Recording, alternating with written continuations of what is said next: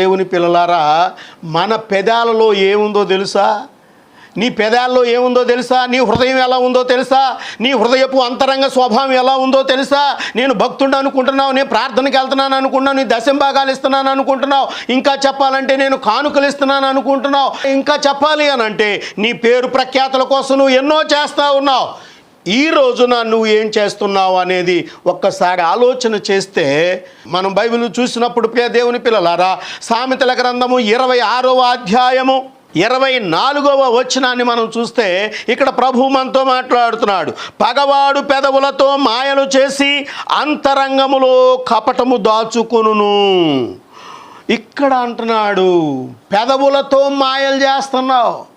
అరే భలేవాళ్ళండి, మీకు పెడదాం అనుకున్నాను, అరే మీరు తినొచ్చాడా? నువ్వు ఎలాగో పెట్టమనే కదా వాళ్ళు తినొచ్చింది, నువ్వు పెట్టమనే కదా.